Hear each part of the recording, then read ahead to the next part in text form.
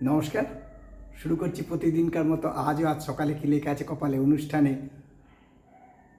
প্রতিদিনকার মতো আজও দেবো দিনের পরিচিতি, সূর্যোদয়, সূর্যাস্ত, গঙ্গায় জোয়ার ভাটা, তিথি, শুভকর্ম, দিনের স্মৃতিচারণ এবং সাথে থাকবে 12টি রাশির অতি মূল্যবান সংক্ষিপ্ত এবং সামগ্রিক রাশিফল। কারোর ব্যক্তিগত জন্ম সময়, জন্ম তারিখ, জন্মস্থান নিয়ে নয়। তাহলে দেরি না করে শুরু করি আজকের দিনের পরিচিতি দিয়ে। আজ 6 জ্যৈষ্ঠ 1433 গুপ্তপ্রেস এবং বিশুদ্ধ সিদ্ধান্ত মতে, আর ইংরাজির 21শে মে 2026। আজ বৃহস্পতিবার। আজকে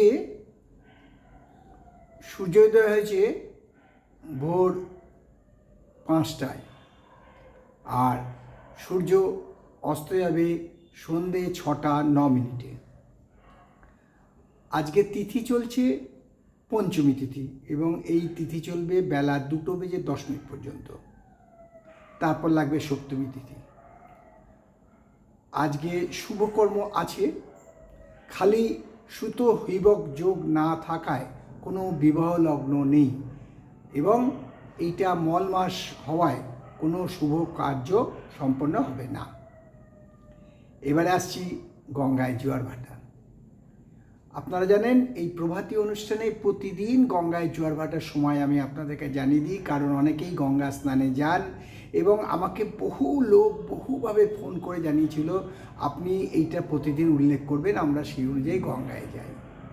হ্যাঁ, আজকে জোয়ার আসবে বেলা 1:44 এবং রাত্রি 1:49 এবং ভাটা আসবে সকাল 6:34 এবং সন্ধে 6:39। বহু বিতর্কিত থাকে, আমরা কোনো যে আমাদের যে আবহাওয়া দপ্তর আছে তাদের সাথে আমাদের মিল হবে না, আমরা নক্ষত্র অনুযায়ী বলি। কারণ কি, যে এটার হিসেব একটা আলাদা থাকে। দেখবেন আমি যেটা বলছি টাইম, আনন্দবাজারের টাইম আবার আলাদা হবে, বর্তমানের টাইমটা আলাদা হবে। কারণ কি, যে যার ক্যালকুলেশন মতো করে বলে। তাই আবারও বলছি, এই গঙ্গায় জোয়ার ভাটা মেট্রোলজিক্যাল ডিপার্টমেন্টের নয়, কোনো কারুর পঞ্জিকা অনুযায়ী নয়, আমার নিজস্ব হিসাব করে বলা। এবারে আসি জ্যোতিষী সম্বন্ধে কিছু বলার, কারণ অনেকেই অনুরোধ করছেন, অনেকেই অনুরোধ করে থাকেন যে যারা হস্তরেখা বিচার করে জাতক জাতিকার ভবিষ্যৎ বলেন, তো যদি আপনি এই ব্যাপারে আপনার জ্ঞান এবং অভিজ্ঞতা আমাদের সাথে কিছুটা শেয়ার করেন তাহলে খুব ভালো হয়। আপনাদেরকে অশেষ ধন্যবাদ। সব্যসাচী চক্রবর্তী এবং পদ্মনাভ শাস্ত্রী আসামের, সব্যসাচী চক্রবর্তী গাইঘাটা থেকে, এবং উত্তরবঙ্গ শিলিগুড়ি থেকে দীপরঞ্জন হালদার, জলপাইগুড়ি আশ্রমপাড়া থেকে আর শিকদার। বহু নাম এসছে, বহু অনুরোধ আসছে। আপনাদের অনুরোধ রক্ষার্থে আমি আপনাদের কতগুলো টিপস বলে দিচ্ছি। দেখুন, প্রথম কথা হচ্ছে কোনো বিতর্কিত প্রশ্নে আপনারা জড়াবেন না, কারণ বিতর্কিত প্রশ্ন করে আপনাকে অবহেলা করা বা অবহেলিত করা, যেমন জ্যোতিষীদের নিয়ে অনেকেই হাস্যস্কর ব্যাপার করে, সেইটা যাতে না হয় সেদিকে নজর রাখবেন।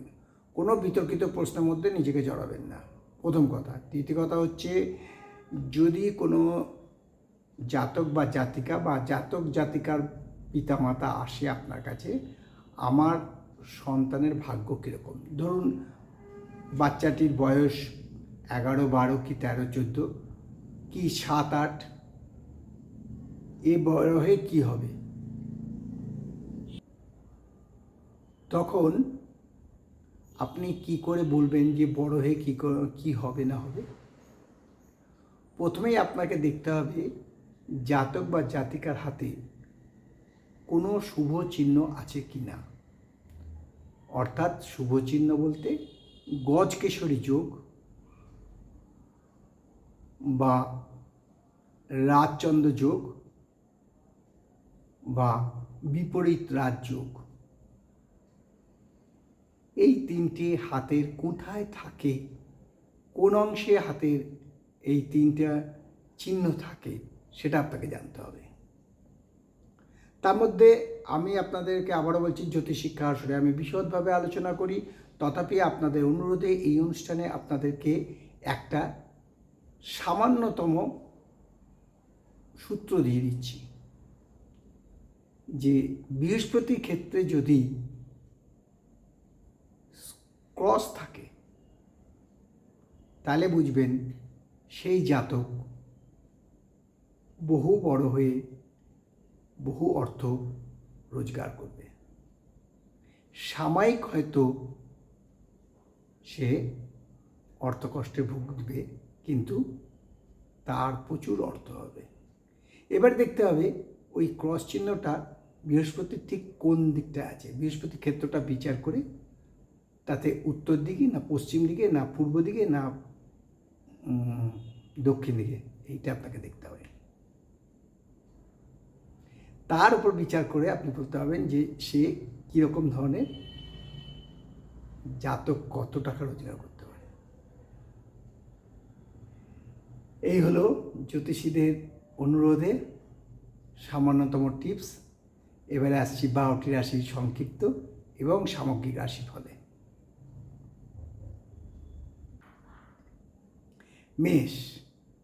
মেষ রাশির জাতকেরা আজকে অনেক পুরনো বন্ধু আত্মীয় স্বজনের সাথে মিলন হবে আর কি, দেখা সাক্ষাৎ হবে, যাকে এক কথায় বলতে পারি আমরা পুনর্মিলন। এবং এর ফলে মানসিক শান্তি এবং মানসিক দ্বন্দ্ব শেষ হবে। আয় বৃদ্ধির সম্ভাবনা আছে, শরীর ও স্বাস্থ্য ভালো থাকবে। বৃষ রাশির জাতকদের বলবো আজকে অর্থের সংস্থান বলে না, যিনি দেওয়ার তিনি দেবেন, সেই অর্থের সংস্থান উপরালাই আপনাকে করে দেবে। আজকে বৃষ রাশির জাতকদের কোনো অর্থকষ্ট হবে না, শরীর ও স্বাস্থ্য ভালো থাকবে, মানসিক শান্তি বৃদ্ধি পাবে।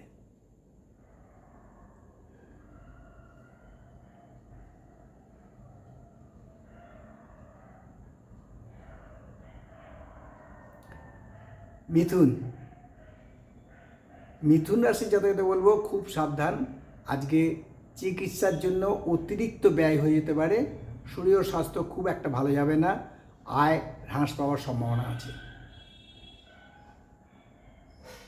আর কর্কট রাশির জাতকদের বলবো যে আজকের দিনটা খুব সাবধানে কাটান, কথাবার্তা নিয়ন্ত্রণে রাখুন, অর্থাৎ বাক নিয়ন্ত্রণ করুন, শরীর ও স্বাস্থ্য ভালো থাকবে, আয়ের কোনো পরিবর্তন হবে না।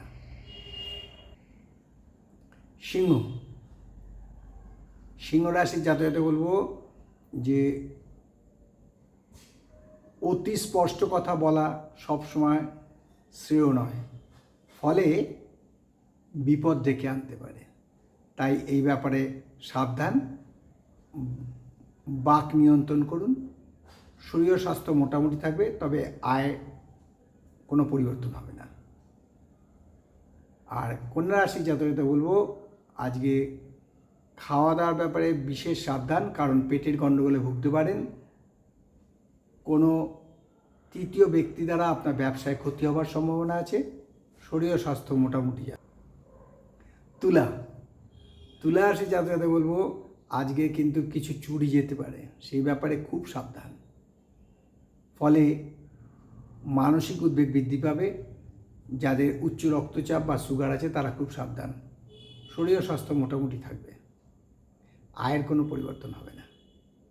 যাতে বলবো আজকে কিন্তু স্বাস্থ্যের অবনতি হওয়ার সম্ভাবনা প্রচণ্ডভাবে বিদ্যমান, ফলে মানসিক উদ্বেগ এবং মানসিক উদ্বেগ বৃদ্ধি পাবে, মানসিক শান্তি বিঘ্ন ঘটবে।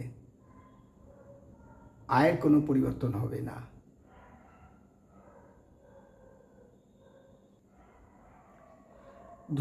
ধনুরাশি জাতককে বলবো, এমন কোনো কথা বলবেন না যা আপনি অন্যের কাছে বিরাগভাজন হন।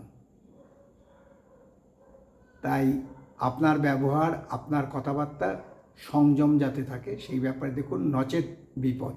শরীর স্বাস্থ্য মোটামুটি যাবে, আয়ের কোনো পরিবর্তন হবে না। মকর রাশি জাতককে বলবো, আজকে আর্থিক সমস্যায় ভুগতে হবে, ফলে মানসিক উদ্বেগ বৃদ্ধি পেতে পারে। শরীর স্বাস্থ্য মোটামুটি যাবে, আয় হ্রাস পাওয়ার সম্ভাবনা আছে। আর কুম্ভ রাশির জাতককে বলবো, আজকে পরিশ্রম বৃদ্ধি পাবে, শরীর স্বাস্থ্য খুব একটা ভালো যাবে বলে মনে হয় না। মানসিক শান্তি বিঘ্ন ঘটার সম্ভাবনা প্রচণ্ডভাবে বিদ্যমান, তবে আয়ের কোনো পরিবর্তন হবে না। আর সর্বশেষ রাশি মীন রাশি জাতককে বলবো, আজকে মীন রাশির পক্ষে খুবই শ্রেষ্ঠ দিন, ভালো দিন। কারণ আজ মীন রাশির জাতকেরা যারা পটকা, জুয়া, লটারি এসব খেলেন তাদের জন্য আজকে ভালো দিন। লটারি প্রাপ্তি বা জুয়ায় লাভ হওয়ার সম্ভাবনা প্রচণ্ডভাবে বিদ্যমান। শরীর ও স্বাস্থ্য ভালো থাকবে, আয় বৃদ্ধির সম্ভাবনাও আছে। এই হলো 12টি রাশি নিয়ে আজ সকালে কি লেখা আছে কপালে অনুষ্ঠানে 12টি রাশির সংক্ষিপ্ত এবং সামগ্রিক রাশিফল। কারোর ব্যক্তিগত জন্ম সময়, জন্ম তারিখ, জন্মস্থান নিয়ে নয়। তাই শেষ করার আগে বলি, মা দশমহাবিদ্যার কৃপায়, দেবাদিদেব মহাদেবের কৃপায় এবং শঙ্খচক্র গদাপদ্মধারী নারায়ণের কৃপায় সবার মঙ্গল হোক, সবার ভালো হোক, সবাই সুখে থাকুক, শান্তিতে থাকুক, এই কামনা করে আজকের অনুষ্ঠান শেষ করলাম। আবার আগামীকাল পাতে দেখা হবে। ততক্ষণ ভালো থাকুন, সুস্থ থাকুন, আনন্দে থাকুন। নমস্কার।